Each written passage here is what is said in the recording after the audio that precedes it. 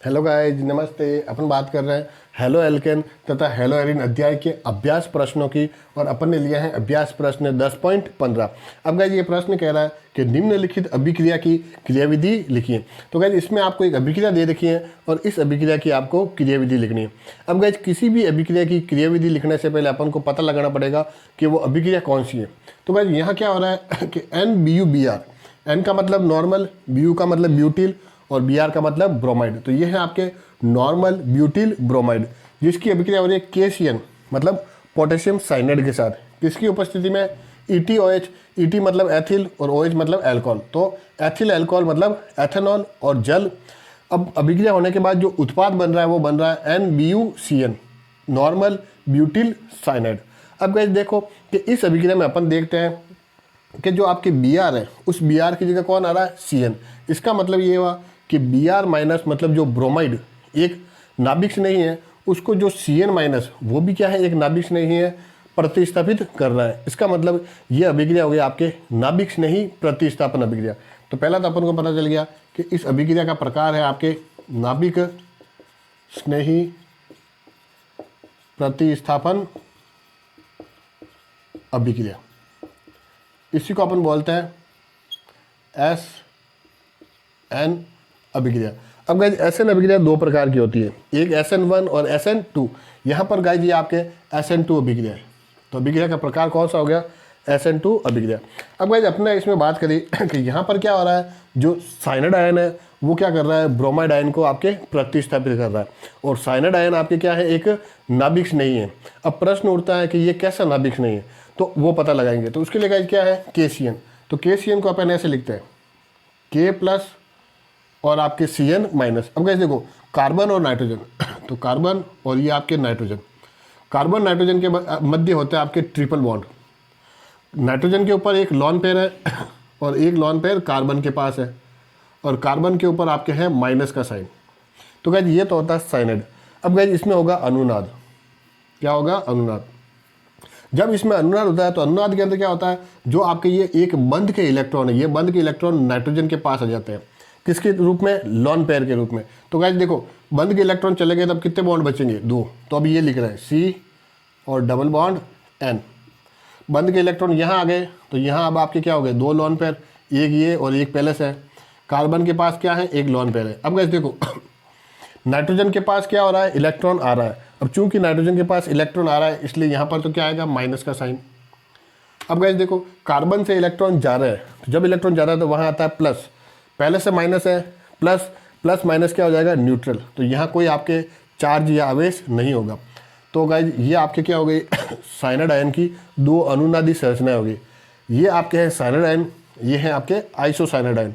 तो अपन देखते हैं कि साइनाइड आयन के अंदर आपके दो आक्रमणकारी केंद्र है, एक तो है आपके कार्बन और एक है आपके नाइट्रोजन। तो चूंकि इसमें दो आक्रमणकारी केंद्र हैं इसलिए ऐसे नाभिक स्नेही को अपन बोलते हैं उभयदंती नाभिक स्नेही। तो ये आपके क्या हो गया, उभयदंती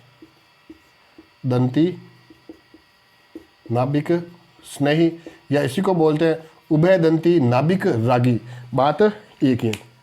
अब गाइस प्रश्न उठता है कि जो आपके यहाँ पर साइनाइड आयन है वो साइनाइड आयन जो आपके ये NBuCN बन रहा है, तो जो आपके ये ब्यूटिल है उस ब्यूटिल के अंदर जो कार्बन है उस कार्बन से एक्चुअली कौन जुड़ेगा, कार्बन से कार्बन जुड़ेगा या कार्बन से नाइट्रोजन जुड़ेगा।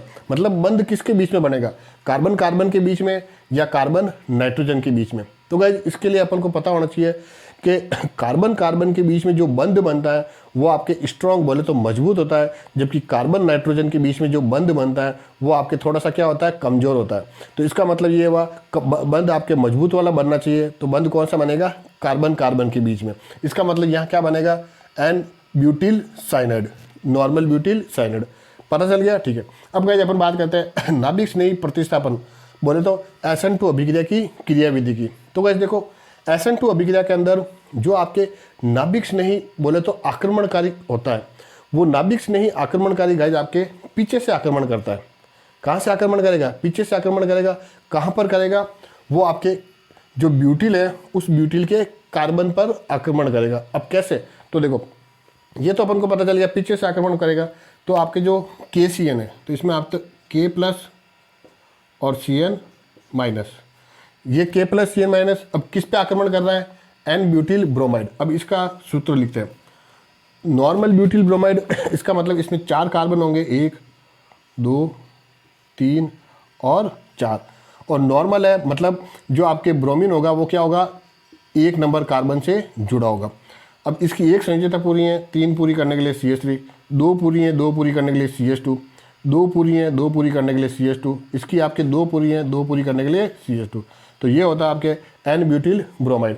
अब गए जो ये कार्बन है, ये इस जो आपके ब्यूटिल है वहाँ पर कार्बन पर आक्रमण करता है। अब कौन सा कार्बन, तो वो कार्बन जो आपके हेलोजन मतलब ब्रोमीन से जुड़ा हुआ है। तो जो ये C है वो आपके इस कार्बन पर अटैक करेगा। तो ये Cn माइनस साइनाइड आयन है, वो साइनाइड आयन क्या करेगा इस कार्बन पर अटैक करेगा, और कहाँ से, पीछे से। अब गाइस एक ध्यान रखना कि जो SN2 अभिक्रिया होती है उस SN2 अभिक्रिया में आपको एक मध्यवर्ती दिखाई देता है। उस मध्यवर्ती के अंदर अपन देखते हैं कि जो यहाँ पर C और C के बीच में जो बंध है वो तो बन रहा है, और यहाँ पर C और Br है, इसके बीच में जो बंध है वो टूट रहा है। तो इस तरीके से अब गाइस इसको अपन क्या करते हैं, थोड़ा सा रीअरेंज करके लिखते हैं, ठीक है। तो अपन ऐसे लिखेंगे, ये कार्बन, ठीक है, इस कार्बन पर आपके एक तो है हाइड्रोजन, एक जुड़ा हुआ ये CH2 sorry CH2 CH2 CH3, तो ये आपके CH2 ये आपके CH2 और ये आपके CH3, और इसके ऊपर एक और हाइड्रोजन, ठीक है। तो 2 तो हाइड्रोजन हो गए CH2, और ये एक ग्रुप हो गया, और इससे जुड़ा हुआ आपके एक Br। अब गाइस अपन कहते हैं कि जो Cn माइनस है वो पीछे से अटैक कर रहा है, मतलब यहाँ से, तो ये Cn माइनस अटैक कर रहा है, तो ये अपन ने लिखा Cn माइनस, ठीक है।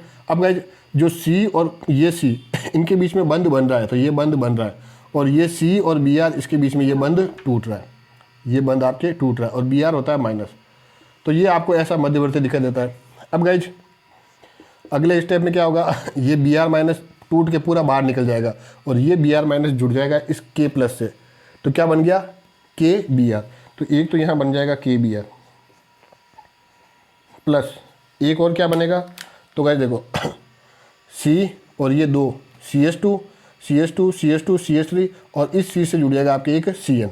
तो इसको अपन ऐसे लिख देते हैं वापस, CH3 CH2 CH2 CH2, और आपके यहाँ क्या हो गया Cn।